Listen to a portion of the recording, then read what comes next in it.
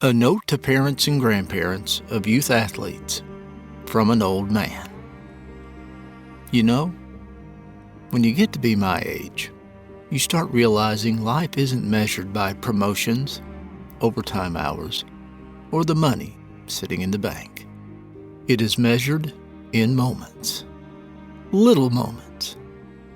Dust-covered baseball fields under a setting sun. Folding chairs lined up behind a chain-link fence. Grass-stained pants and muddy shoes.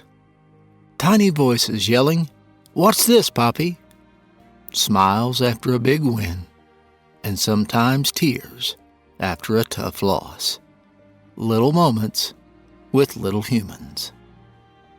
And I think you need to understand something about these kids. They will not remember the final score 10 years from now. They may not remember if they won the championship or struck out looking with bases loaded. But the one thing they will remember is who showed up.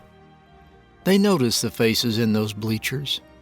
They look for you before the first pitch. They look for you after every hit. And sometimes they peek at you after every mistake. You think they don't care if you're there, but they do. They see when moms leave work early. They see when dad drives straight from a 12-hour shift in his work clothes.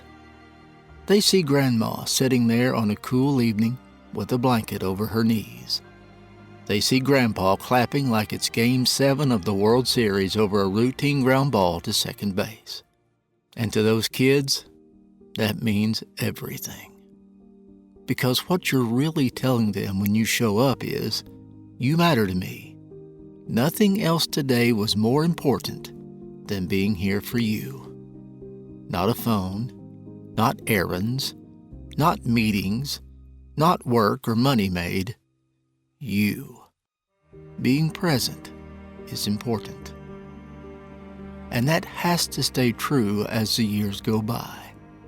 Because life has a way of slowly convincing us that other things are more urgent. Work deadlines, extra shifts, business trips, house projects, phones buzzing nonstop with things demanding our attention. Little by little, if we're not careful, we start treating these games like they're optional. Like there'll always be another one. Like we can miss this season and make it up next year. But children notice when watching them play starts slipping lower and lower on the priority list. They notice when work always wins. They notice when every other commitment gets protected except time with them. And even if they never say a word about it, they carry that feeling with them. The truth is, there will always be more work to do.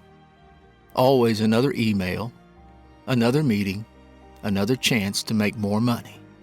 But there are only so many evenings when your child looks into the stands, hoping to find your face. That field becomes sacred ground for a child when the people they love are standing around it. One day, those uniforms won't fit anymore. The glove will be tucked in a box in the garage. The hugs after a well-played game will no longer be there. And there will come a day when nobody asks you to come watch them play baseball. You don't get those evenings back. I've lived long enough to know that children spell love differently than adults do. Adults spell love with money and goals and sacrifice. Kids, they spell it T-I-M-E. Time sitting in the bleachers. Time cheering when they do their best. Time telling them they played great, even when they think they failed. Time passing ball in the yard or throwing in the batting cage. Time sharing ice cream after a baseball game. That's what stays with them. And I'll promise you this. There are kids all over this country tonight stepping up to the plate, and they're hoping more than anything, that when they glance toward the stands, someone they love is there. So show up, even when you're tired, even when you think other things must be done, even when they sit the bench and the weather's bad, even when they're not the star player. Show up anyway.